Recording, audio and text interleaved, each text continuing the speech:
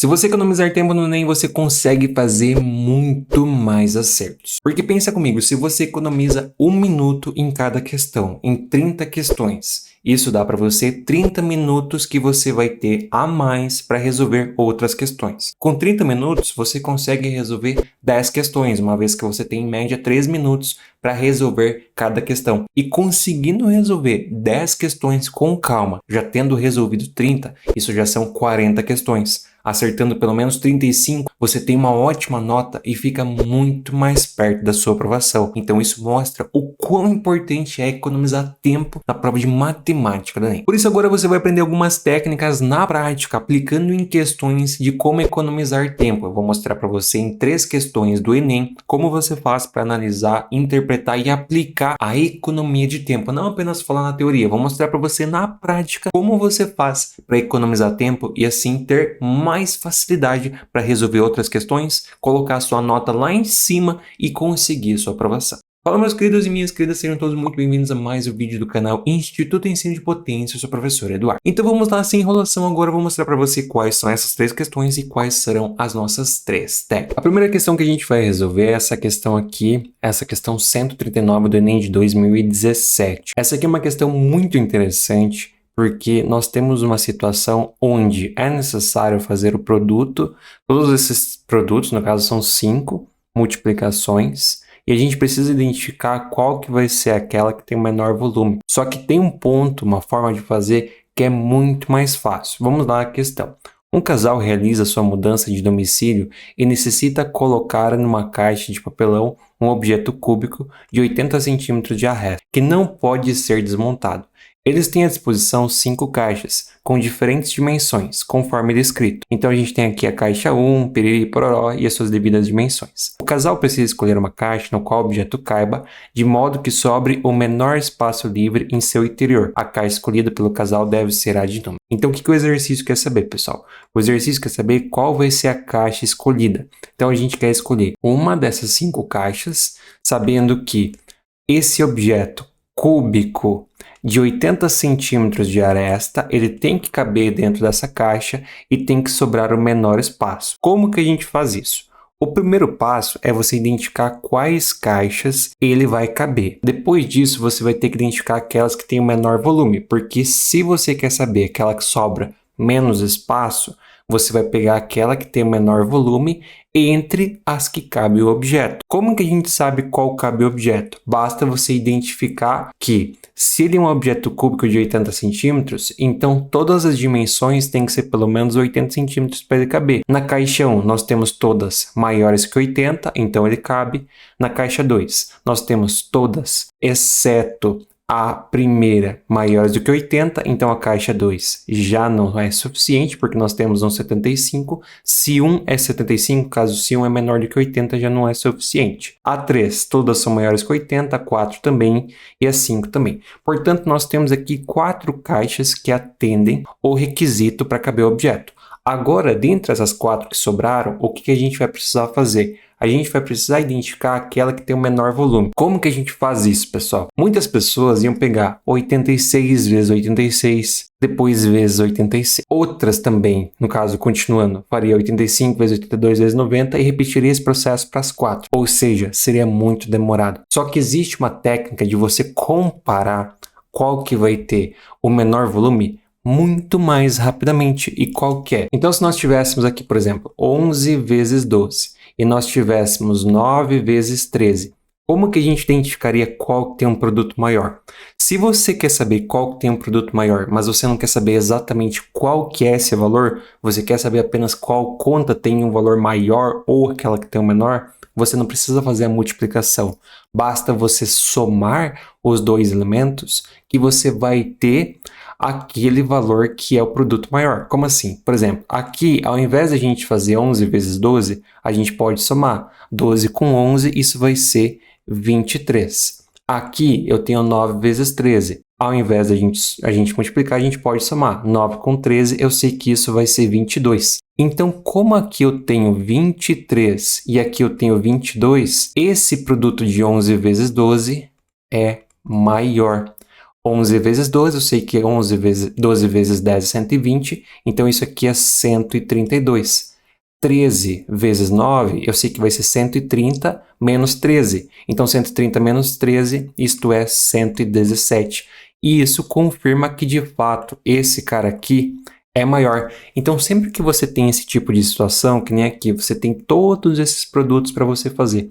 Ao invés de você fazer esses produtos, o que você pode fazer? Você pode simplesmente somar os números e aquele que te der a maior soma vai ser aquele que tem o maior volume ou o menor volume. O que é muito mais fácil de você fazer do que sair fazendo vários produtos. Aqui os produtos até foram relativamente fáceis. Mas pensa que você fazer 86 vezes 86 vezes 86. Você perderia muito tempo. Então, para a gente saber qual que é o menor, basta a gente descobrir qual que tem a menor soma. Daí aqui também tem outras técnicas para você resolver mais rápido. Se liga na dica. Aqui você tem 86, 86, 86. Se você somar todos os 80, você sabe que isso vai ser 240. Então, soma todos os 80, 240. 6 somado 3 vezes é 18. Então, aqui a gente tem 240 com 18.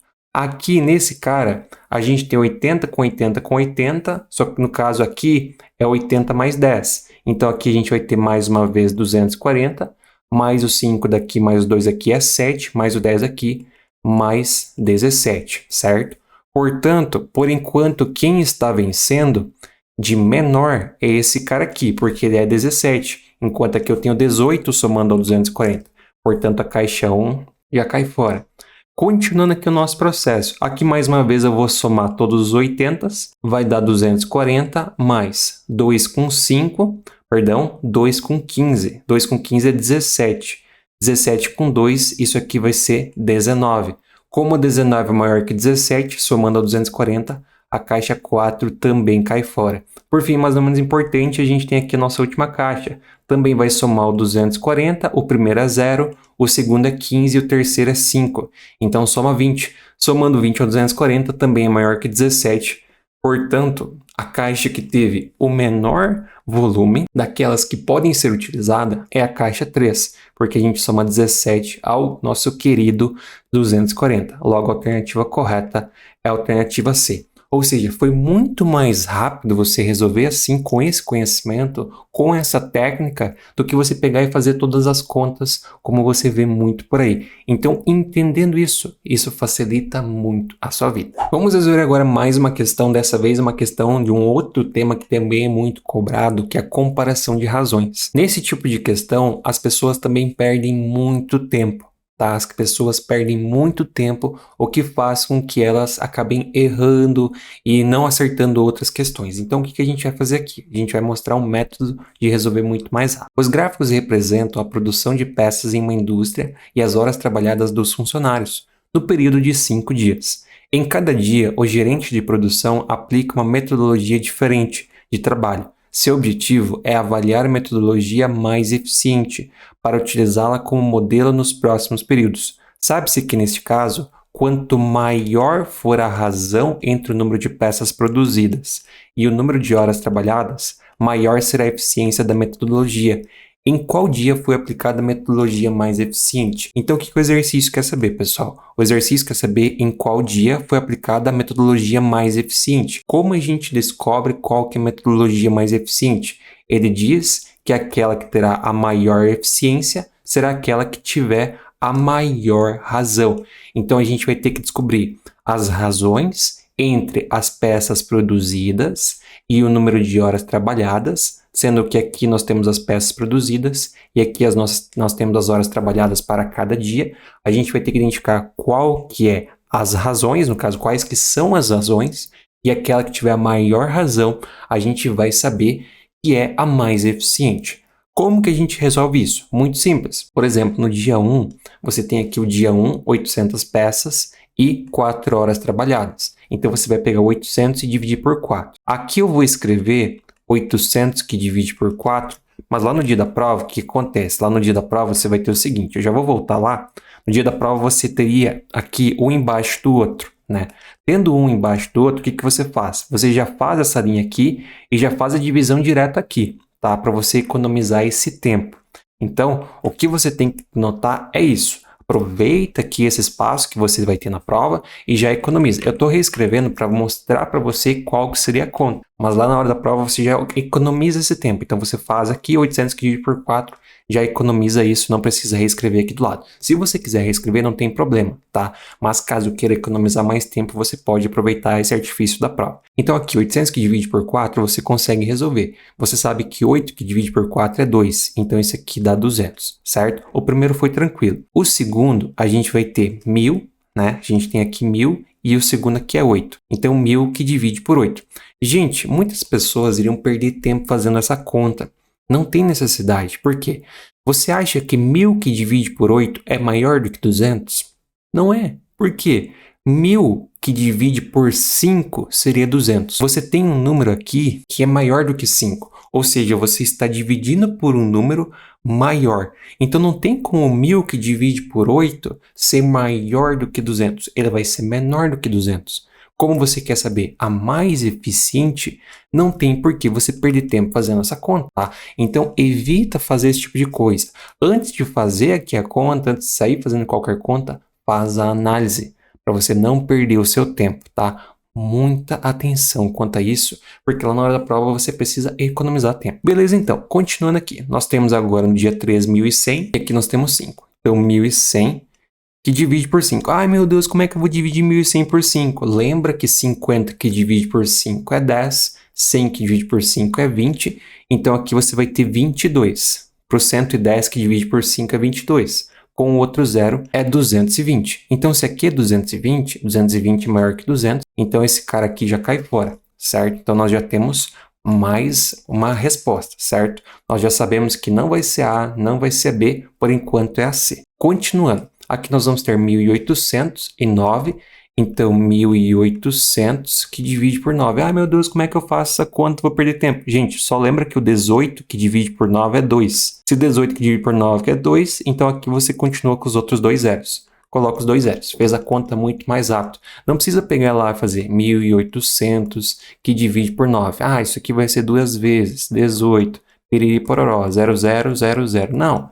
Já observa aqui, ó, 18 que divide por 9 é 2. É 2, então só coloca os dois zeros atrás, tá? Então, quando você tem, por exemplo, um número e os zeros, você pode fazer a divisão com o número da frente e depois colocar o restante do zero. Feito isso, por último, mas não menos importante, 1400 que divide por 10. Isso aqui você também já pode fazer no olho. Se você tem aqui, ó, 1400 que divide por 10, você sabe que vai cortar um zero. Então, vai ser 140. Não precisa nem escrever aqui, ó, 1400 e divide por 10. Fazer isso é perda de tempo. Você teria aqui 140, beleza? Mas você vir aqui fazer isso daqui seria muita perda de tempo, então não tem necessidade. Então, aqui a gente já consegue identificar que de fato a alternativa correta é a alternativa C. Mas o que eu quero que você tire de moral desse vídeo é o seguinte, no caso dessa resolução, é o seguinte. Quando você tem esse tipo de situação de comparação de razões, na maioria dos casos você não vai precisar fazer todas as contas. Você pode simplesmente analisar, que nem a gente fez aqui, que esse cara aqui ele vai ter que ser menor que 200, não vai ter como ser maior. Então já não precisa fazer essa conta. Economiza as contas que não tem necessidade. Sabendo isso, o que acontece? Você tem mais tempo para fazer a prova, o que vai te ajudar muito no seu resultado. E a nossa última questão, que também é uma situação onde você pode economizar as contas pela metade. Isso acontece muito no Enem, principalmente quando você tem duas situações, duas coisas ou três coisas para calcular. Geralmente você não vai precisar fazer todas. Você pode interpretar e saber que você pode fazer às vezes metade ou às vezes até um terço das contas. Por isso é muito importante analisar as alternativas. Então vamos lá. Um casal está reformando a cozinha de casa e decidiu comprar um refrigerador novo. Observando a planta da nova cozinha desenhada na escala de 1 para 50, notaram que o espaço destinado ao refrigerador tinha 3,8 cm de altura e 1,6 cm de largura. Eles sabem que os fabricantes de refrigeradores indicam que para um bom funcionamento e fácil manejo na limpeza, esses eletrodomésticos devem ser colocados em espaços que permitam uma distância de pelo menos 10 cm de outros móveis ou paredes, tanto na parte superior quanto nas laterais. O casal comprou um refrigerador que caberia no local a ele destinado na nova cozinha, seguindo as instruções do fabricante. Esse refrigerador tem altura e largura máximas em metro, respectivamente, iguais a. Então, o que o exercício quer saber, pessoal? O exercício quer saber qual que vai ser a altura e largura máxima do nosso refrigerador. Só que observe o seguinte, se você analisar as alternativas, aqui na altura, nós temos repetições. Por exemplo, 1,80 aparece 2 vezes. 1,90 aparece uma vez. O 2 aparece 2 vezes. Então, se por acaso a gente começasse calculando pela altura, se a gente caísse no 1,80, a gente ia precisar de qualquer forma calcular a largura. Se a gente caísse no 2, a gente ia precisar calcular de qualquer forma a largura. No 1,90 não, tá? Mas seria uma possibilidade em 3. Agora, se você observar as nossas larguras, nenhuma se repete. Então, se você calcula a largura, você sabe que você já encontra a alternativa correta, porque não tem repetição nenhuma de largura. Então, ao invés de você fazer 2 contas, você pode fazer apenas uma, porque não tem necessidade de calcular a altura se você sabe a largura. Então, você economiza o tempo de resolução pela metade. Feito isso, entendido isso, agora a gente pode resolver. O que a gente tem? A gente tem uma maquete de uma geladeira, certo? E aqui a gente tem um espaço para colocar essa geladeira, certo? Aqui a gente tem um espaço. O que acontece? Para nossa largura, a gente vai ter que ter aqui 10 centímetros e 10 centímetros de cada lado. Porque ele fala aqui, ó, tem que ter 10 centímetros nos lados, nas laterais, quanto na parte superior e traseira. Por quê? Para caber a geladeira, para não encostar nas laterais. Então, o que a gente sabe? A gente sabe que esse espaço aqui, lá na maquete, é o quê? Esse espaço, ele é 1,6 centímetros. Então, eu sei que isso aqui é 1,6 centímetros. Sabendo que esse espaço é 1,6 centímetros, e sabendo que no valor real, isso aqui, só para destacar, isso aqui é tamanho real. Sabendo isso, o que a gente vai fazer? A gente vai pegar esse cara aqui e a gente vai calcular qual que é o tamanho real dele. Sabendo o tamanho real dele, a gente vai descontar 10 centímetros de cada lado para saber qual que vai ser a medida da geladeira, no caso da largura. Como que a gente faz isso? A gente aplica aqui na nossa escala. Então, nossa escala é 1 para 50. 1 para 50 é igual ao quê? Tamanho virtual, que é 1,6, que divide pelo tamanho real que eu quero descobrir. Então, a gente vai ter aqui tamanho real é igual a 1,6, que multiplica por 50. Só que isso está em centímetros. Como que eu converto centímetros para metros? Eu divido por 100. Tá? A gente está dividindo por 100 para converter centímetros para metros. Esse 0 simplifica, 5 simplifica, fica 1, 10 simplifica, fica 2. 1,6 que divide por 2 é 0,8, certo? Então aqui a gente tem 0,8 metros. Só que eu ainda tenho que descontar 10 centímetros de cada lado. Então, se a gente vai descontar 10 centímetros de cada lado, a gente faz 0,8, 10 centímetros em metros, 0,1, menos outro 10 centímetros em metros, porque é 10 centímetros de cada lado, tá? Então aqui a gente converteu os 10 centímetros para metros e fez a subtração.